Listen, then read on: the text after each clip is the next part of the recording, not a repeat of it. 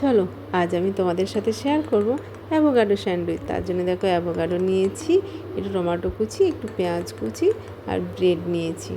আর এদিকে নিয়েছি একটু ব্ল্যাক সল্ট আর চিলি ফ্লেক্স আর একটু বাটার নিয়েছি আমি স্যান্ডউইচটা সেঁকার জন্য। চলো এবার আমি অ্যাভোকাডোটা কেটে ওর ভেতরে শাঁসটা নিয়ে নিয়েছি। একটা স্পুনের সাহায্যে ওটা আমি ম্যাশ করার চেষ্টা করছি। দেখো এমনিতে তো অ্যাভোকাডোটা কোনো টেস্ট লাগে না, এরমভাবে একবার বানিয়ে দেখো, কিন্তু ভালো লাগে। আর অ্যাভোকাডোটা না একটু সবসময় নরম করে তারপর কাটবে, শক্ত থেকে কেটো না, নরম হলে বেশি টেস্ট লাগে। দেখো এবার আমি ক্যামেরাটা বন্ধ করে ভালো করে ম্যাশ করে নিয়েছি, কেন এক হাতে না আমার হচ্ছিল না। এদিকে ওর সাথে টমেটো কুচি নিলাম আর পেঁয়াজ কুচি নিলাম।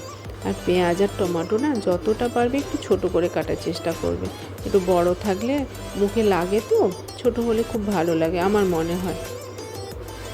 এর মধ্যে তোমরা একটু ধনে পাতা দিতে পারো, আমার কাছে ধনে পাতাটা ওই দিনকে ছিল না, তাই আর দিতে পারলাম না।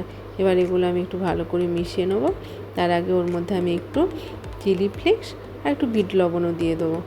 এই দুটো দিয়ে ভালোভাবে আমি মিশিয়ে নেবো। আর অ্যাভোকাডোর তো এমনিতে সেরকম টেস্ট লাগে না, কিন্তু এভাবে বানিয়ে দেখো, টেস্ট লাগবে। মানে খাওয়া যায়, এমনি তো খাওয়া যায় না, একে কিছুর সাথে দিয়েই খেতে হবে। আমার কিন্তু টেস্ট অতটা ভালো লাগে না, কিন্তু এই স্যান্ডউইচ বানিয়ে খেয়েছি, আমার খুব ভালো লেগেছে। দেখো এগুলো এবার আমি সব মিশিয়ে নেবো।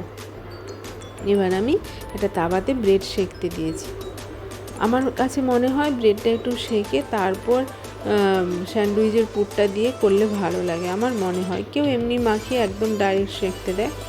এবার দেখো আমি এদিকে মিশ্রণটা নিয়ে একটা ব্রেডের ওপর ভালোভাবে লাগিয়ে নিচ্ছি, তারপর ওর ওপর আরেকটা আমি ব্রেড দিয়ে দেবো। আমি তাওয়াতেই করব, তোমরা চাইলে স্যান্ডউইচ মেকারেও করতে পারো। আমার কাছে যেন মনে হয় তাওয়াতে আমার বেশি ক্রিস্পি হয়। এবার আমি আরও একটাতে নিয়ে নিচ্ছি। এবার তাওয়াতে একটু বাটার দিয়ে তারপর আমি স্যান্ডউইচগুলো সেঁকে নেব।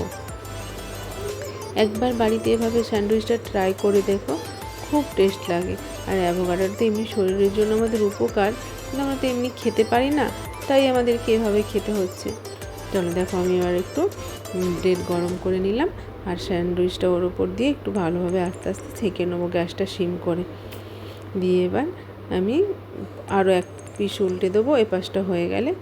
আর তার আগে আমি তোমাদের সাথে বলছি, একবার বানিয়ে খেও, আর কেমন হলো আমাকে কিন্তু নিশ্চয়ই জানাবে কেমন লাগলো তোমাদের। আর রেসিপিটা যদি ভালো লাগে তো একটা লাইক করে দিও। আর যদি আমাদের রেসিপি আর অন্যান্য রেসিপিগুলোও ভালো লাগে তাহলে কিন্তু চ্যানেলটা সাবস্ক্রাইব করে দিও। দেখো এদিকে আমার স্যান্ডউইচ রেডি, আমি স্যান্ডউইচটা এবার সার্ভ করব। আমি একটু তরমুজ আর ডিম সেদ্ধর সঙ্গে সার্ভ করেছিলাম। আজকে এখানেই শেষ করলাম, অন্যদিন আরও একটা নতুন রেসিপি নিয়ে আমি হাজির হব তোমাদের মাঝে। টাটা, বাই বাই, ততক্ষণ কিন্তু ভালো থেকো।